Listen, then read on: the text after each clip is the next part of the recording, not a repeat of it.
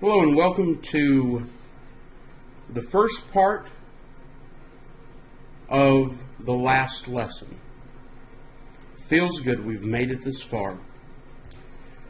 We're talking today about the limits of summations. I'm sorry, that should say 12-4 part 1 or 12-5 part 1. Limits of summations. Earlier in the text we used the concept of a limit to find the formula for the sum of an infinite geometric sequence, where we found the sum of some geometric sequence being, as it approaches infinity, of the first term times the ratio minus the number of terms minus 1, thus being a sub 1 the first term over 1 minus the radius with the geometric ratio. And so actually for the limit of summations, the limit of summation is just simply the formula for the summation. So the formula for the summations that we learned in the beginning of chapter 10, those formulas in the first half of chapter 10 are the same one. So for example, the sum of an infinite geometric sequence is the first term divided by 1 minus the geometric ratio. The limit as n approaches infinity of this summation is also that formula. So some summation formulas and properties. If you have just a constant term, then obviously as n approaches infinity, it is just simply that constant term. On the right, if you have as it approaches infinity of just n or I, so let's say I start with, and I'm going to use my laser pointer here, this is saying right here, this first one was saying that we start with this, but we're just given a constant. So find the summation of, and your sequence you're given is 3. Well, it's just simply 3 because it's infinite. Or 3 times that number because it's infinite. The summation here of, let's say we have some number or some letter I, and we start with the first term and we're going through the nth term, is just simply the number of terms times the number of terms plus 1 over 2. Over here, the sum of the series I squared towards just n being a part of that series is n times n plus 1 times 2n plus 1 over 6. On the right, if it's raised to the third power, then the formula for as n approaches that number is n squared times n plus 1 squared over 4. Here we have some differences.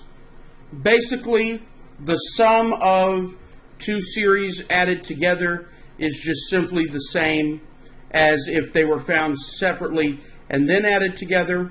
And obviously this last one being that if you have a constant times the summation, so let's say if it was 3 times say if it was 3 times x to the nth power, or if it was just 3 times anything, you could factor that 3 out of it because k is a constant. So in this first example, evaluate this summation. The summation is just simply I to the 200th term. We would use the second formula being, because you have a simple geometric, not geometric, rather, but a simple summation.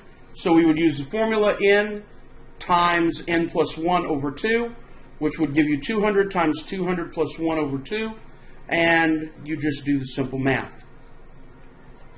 In this one, evaluate this summation for the 10th term, 100th term, 1000th term, and 10,000th term, such that the summation is just simply the number of terms plus 2 over n squared. Well, the original, we begin by applying the summation formulas and properties to simplify S. In the second line of the solution, note that 1 over n squared can be factored out of the sum because n is considered to be a constant. You cannot factor the I out because I is the variable, in this case the index of summation. So we write it in terms of the original summation. This is I is our variable, so anything that's multiplied by I can be factored out. Now, because I have an addition of two potential series here, the summation of two different series being added together, I can separate them out. Because 2 is constant, it simply becomes 2n. And the other one, because it's just I to the first power, it becomes n times n plus 1 over 2. Now I can combine like terms and add the fractions and get n squared plus 5n over 2 times 1 over n squared, and simplify it further to get n plus 5 over 2n. Now I just plug in 10, 100, 1,000, and 10,000 for n, so I'd get 10 plus 5 over 2 times 10, which will give you 0.75. Then do it for 100, 1,000, and 10,000 respectively. So once again, I worked this problem using the rules that we had. You had a combination of 3 rules. You had a constant rule. So in this first one, to go from here to here, we pulled out something that would have been constant, that was multiplied, that was not the independent variable. Secondly, I separated a summation of series. And then thirdly, I used formulas 1 and 2 to apply in, and then I just did some simple math. In this problem, find the limit of the sum as n approaches infinity. The sum is 1 plus I over n, quantity squared, plus times 1 over n. We would write the summation in rational form. So we would want to square this term and then write it as a single fraction. After we do so, we would then factor the constant 1 over n cubed out of the sum. So I can factor this out because I have an n squared times an n. I is my variable, so because 1 over n cubed is there, I can factor that out of the front. So now I have n squared plus 2ni plus I. Well, now I can write it as 3 sums, and then I can use the summation formula. Okay? The summation formulas will give me n squared times n, which will give me n cubed. For this one, 2ni will be 2n times, instead of I will put n times n plus 1 over 2. And for I squared, then that formula comes into play. And then I simplify that formula, 14n cubed plus 9n squared plus n over 6n cubed. So now, because it's in rational form, I can find the limit as n approaches infinity. I use the same rules for infinite limits, or the limits as any variable approaches infinity, and divide each of these by n cubed.